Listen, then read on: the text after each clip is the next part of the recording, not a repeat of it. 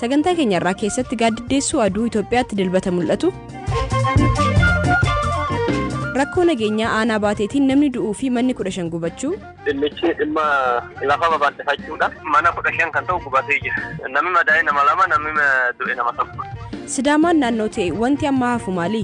Ji'oogiraafikaalim, fiizikaalim, Sidaamaa. Magaalaa Hawaasaatti naannee kan argamu uummata Sidaamaa waan ta'eef magaalittiin bulchiinsa naannoo Sidaamaan bulti. Nama awwaalchaadha isaanii intarneetaan hordofan. Akkasumas odeessaalee addunyaa gaggabaaboo qabannee jirra. Hanga xumuraatti nu waliin tura.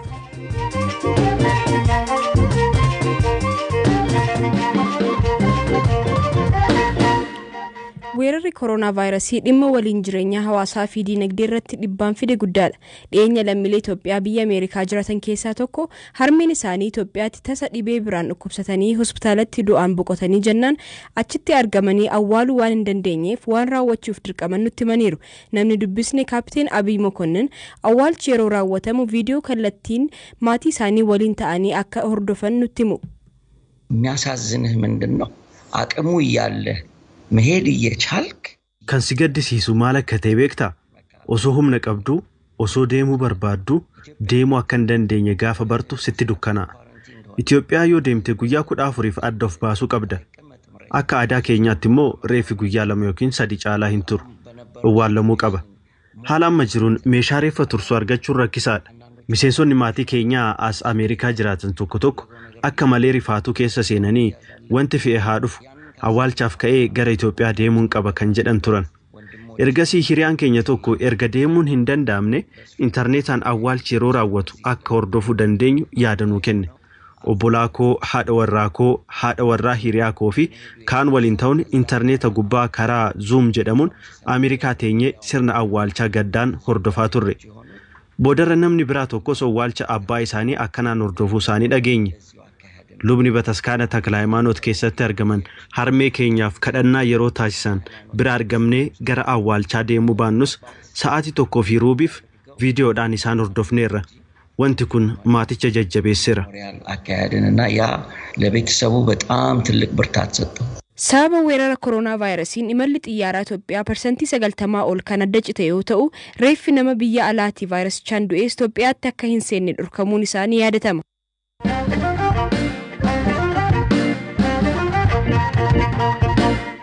Dhiyeenya mormii uummatarraa kan ka'e wiirtuuwwan qalma harrootaa Itoophiyaa kanneen Bishooftuu fi Asallaa keessa turan cufamaniiru. Ta'us garuu gabaan gogaa harree dabalaa waan dhufeef fedhii jiru guutuuf biyyootiin akka Keeniyaa keessatti dirqama harrootiin baay'ee ni qalamu kan jedhan hoogganaan dhaabbata The Donkey Sanctuary Dr. Bojiyaa Indaabu gabaan kunis harrootaa fi hawaasa Itoophiyaa irratti dhiibbaa uumaa jira jedhu. Ijaa'u የሚባለው ከአህያ ቆዳ የሚመረተው በጣም gogaa harree irraa kan hojjetamu wanti ijaawoo jedhamu gabaan isaa waan dabalaa dhufeef dirqama harroonni hedduun ni qalamu. Warreen oomisha kana irratti hirmaatan ammoo waa'ee gabaa malee harreen hawaasaaf bu'aa akkamii kenna ka jedhu yaadan. Itoophiyaa keessatti ammoo qonnaan bultootaaf harroonni akka utubaadha. Tajaajila harreen kennitu kana ammoo waan biraan bakka buusuuf Itoophiyaaf tarii waggaa 20 yookiin 30 nuuf hafa. Gabaan harree kun ammoo kana hubannoo keessa hin galchine. Daldalli Itoophiyaa keessa jiru ammoo seera qabeessa miti. Kanaafis gabaa xiqqaattis ta'ee daangaa irratti gabaan isaanii dhorkamuu qaba. Dhorkamaa ta'uu isaa fi adabbii akka qabu agarsiisuuf ammoo sirni federaalarraa eegalee hanga godinaatti diriirfamuu qaba. Keeniyaan ji'oota xiqqoo dura qalma harrootaa dhorkitee turtus guyyaa muraasa as ammoo dhorkaa keessee turte kaasuun ishee Itoophiyaatti yaaddoo uumeera. Keeniyaa keessatti lakkoobsi harrootaa waan hir'isaa dhufeef harrootni Itoophiyaa warshaalee qalma harrootaa Keeniyaa keessatti qalamaa jiru jedhu. Itoophiyaatti dhaabbata kunuunsa harrootaa irratti hojjetu Zabruuk jedhamu kan hoogganan obbo Destaa Araggaa.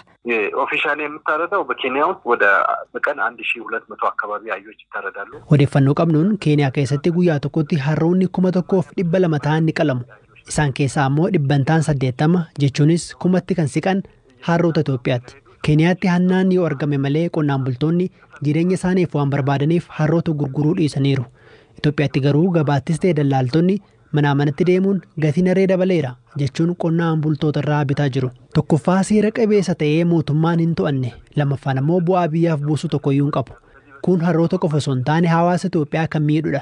Naannoleen daldala kanaan miidhaman keessumaa Oromiyaa, Amaaraa fi naannoo Kibbaa akkasumas Tigraay amma mootummoota naannolee Gumurook, Ministeera Qonnaa fi Poolisii waliin ta'uun daldala seeraan alaa kana dhaabsisuuf hojjechaa jirra. ክልል ግብርናም ጋር ተያይዞ ለማስቆም ጥረት እየተደረገ ነው።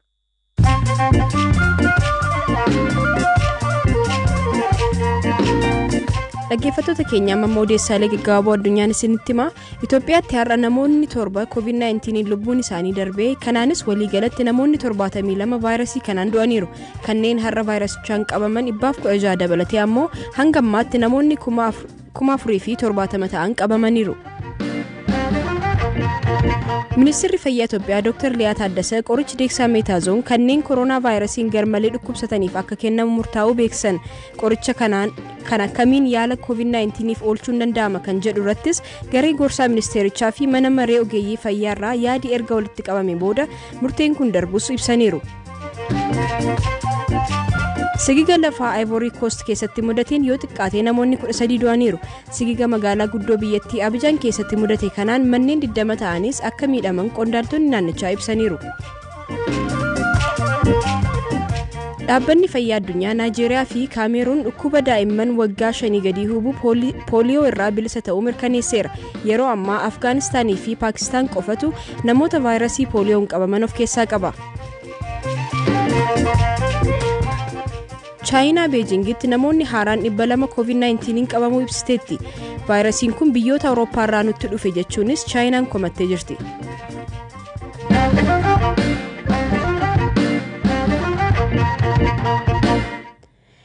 Gaadiddeessuun aduu yookaan eclipse wayita addeessi lafaa fi aduu gidduu ooltu uumama. Kunis takka guutummaatti kan aduu gaadiddeessu yoo ta'u yeroo kaan ammoo gariin ta'a. Itoophiyaa keessattis gaadiddeessuun gariinii kun dilbata naannolee tokkotti ni mul'ata jedhameera. Hoogganaan ittaanaa hawaasa saayinsii hawaa Itoophiyaa kan ta'an obbo Siisaay Faantaa'uun yeroo kanatti maal akka uumamuu fi namoonni maal akka gochuu qaban BBCf ibsaniiru. አይገዶሽ እሁድ ጠዋት 12 ሰዓት ከ45 ደቂቃ ጀምሮ ነው በእኛ በሀገራችን የመጀመሪያው gaadiddeessuun aduu kun biyya keenyatti dilbata ganama sa'aatii 12:45 irraa eegalee mul'achuu jalqaba. Dursa kutaaleen Itiyoophiyaa lixaa fi kibba lixaa gaadiddeessuu kana arguu eegalu. Sana booda suutaan Finfinnee irraa gara Affaaritti mul'achuu eegala. Sa'aatii ittaanu tokkoof aduun guutummaa guutuutti osoo hin taane gariin baatiidhaan gaadiddeeffamti jechuudha. Aduun bakka tokkotti guutummaa guutuutti gaadiddeeffamtee kan argamtu waggaa 400 keessatti al takkaadha. Itoophiyaatti akkanaan gariin gaadiddeeffamuun kun kan deebi'ee mul'atu waggaa 18 booda bara 2038 ta'a. Gaadiddeeffamuun dilbata argamu kun sa'aatii 12:45 irratti hanga 3:20tti biyya keenya irratti ni mul'ata. Gaadiddeeffamuu aduu qubeelaa abiddaa fakkaatu arguu kan danda'an magaalota akka Laallibalaa, Xiisa Baay, Alaamaaxaa fi Mandiidha. Kana kan arganis gara daqiiqaa tokko qofaaf. Gaadiddeeffamuu kana ilaaluuf manatsariin of danda'ee kanaaf qophaa'ee jira. Ka qaban isa fayyadamuu danda'u. Manatsariin kun isa kan aduu barame irraa dachaa hedduun kan gurraacha'udha. Guyyaa kamittuu aduu ol jedhanii ilaaluun ija namaa ni miidha. Yeroo gaadiddeeffamuu kanaattis ifni aduu waan jiruuf miidhaa ni geessisa. Kanaaf namni gaadiddeeffamuun kun maal fakkaata jedhee yaadee ol ilaaluuf yaaluu danda'a ta'a. Garuu eenyuyyuu ol jedhee ilaaluun qabu. Yoo ol jennee ilaalle tarii battaluma sanatti agartuu keenya dhabuu dandeenya. Yookaan ammoo suutaan guyyootii yookiin torban booda iji keenya dadhabaa deemuu danda'a. Kanaaf gaadiddeeffamuun kun miidiyaalee biyya keessaa kan akka Tigraay TV, Amaaraa TV fi EBC irratti kallattiin waan dabarfamuuf isa hordofuun ni danda'ama. በኢትዮጵያ ቴሌቪዥን፣ አማራ ቴሌቪዥን፣ ትግራይ ቲቪ ይተላለፋል።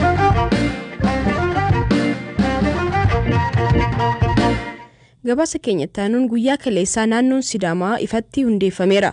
Akka naannoo haaraa hundaa'utti garuu wantoota fuula duratti raawwatamuu qaban ni eegamu. Afyaa'in mana maree naannoo Sidaamaa obbo Salamoon Laalaa wantoonni dhiyootti raawwataman BBCtti himaniiru. አደረጃጀቱን የማቋቋም ስራ ነው ቀጥሎ የሚሰራው። ደረጃጀቱ wanti itti aanee hojjetamu caasaa ijaaruudha. Caasaa jechuun mootummaa naannoo federaalaa akkasumas caasaan sadarkaan jiru yoo qaamolee mootummaa sadan ijaaraman malee mootummaa ta'uu hin danda'u jechuudha. Kunis kan seera baasu, kan seera raawwachiisuu fi kan seera hiikudha. Jalqaba caasaan qaama seera baasu jechuunis manni mareen ijaarama. Itti aansee qaamni seera raawwachiisu pirezidantiin dhiyaatee muudama. Pirezidantiin erga muudamee booda immoo kaabinee isaa dhiyeessee ni muudamu. Achimmoo labsiin hundeeffama qaama seera hiikuu erga ragga'ee booda hundaa'a. Kanaanis pirezidantii fi pirezidantiin itti aanaa mana murtii waliigalaa muudamuu jechuudha. Kanneen itti hafa. ፕሬዝዳንትና ምክትል ፕሬዝዳንት ይሾማል ማለት ነው። እነዚህ ተግባራት ናቸው የሚቀሩት። dhimmi ijoo biraa waa'ee magaalaa Hawaasaa fi qoodiinsa qabeenyaa naannoo Kibbaati. Akka murteetti banaan magaalli Hawaasaa naannoo Kibbaafis ta'ee naannoo Sidaamaaf magaalaa guddoo ta'uun tajaajilti. Obbo Salamuun akkanaan ibsu. ጂኦግራፊካሊም ፊዚካሊም የሲዳማ ብሔረሰብ ከመሆኑ አንፃር ይህ ከተማ መጋላ ሐዋሳatti naannee kan argamu uummata Sidaama waan ta'eef magaalittiin bulchiinsa naannoo Sidaamaan bulti. Ta'us waajjiraaleen naannoo Kibbaa magaalicha keessa jiran marsaa filannoo lamaaf akka keessa ta'anii saba naannichaa kan bulchan murtaa'eera. Dhimmi qabeenyaa immoo erga aangoo walii dabarsuu raawwatee booda labsii bulchiinsa qabeenya biyyaalessaa bu'uura godhachuun qabeenyi naannoo Kibbaa ni qoodama. Kanaafis koree naannolee lamaan irraa hundaa'een qoodinsi qabeenyaa raawwataa jechuudha.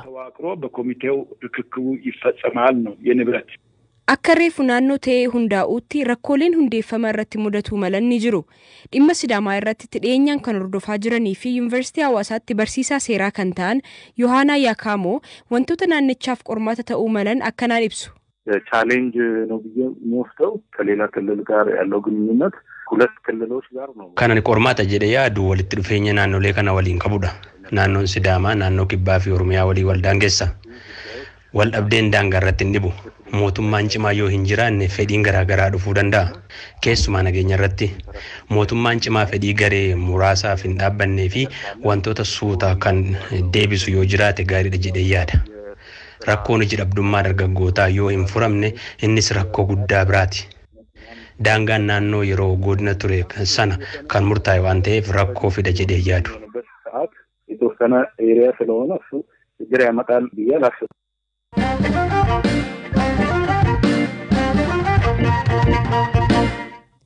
Naannoo Amaaraa godina addaa saba Oromoo keessatti rakkoo dhalateen lubbuun nama tokko yoo darbu kan biraa lama ammoo madaa'uu bulchaan aanichaa obbo Muhammad Abduu BBCtti himaniiru.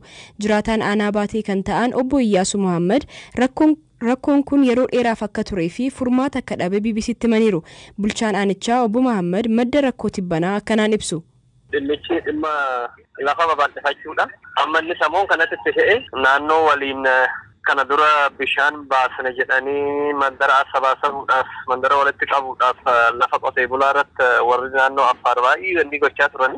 Isa san immoo bishaanichis akka dhaabbatu goone mandarichis nurraa ka'uu qaba kan jedhu waliin dubbannee jirra.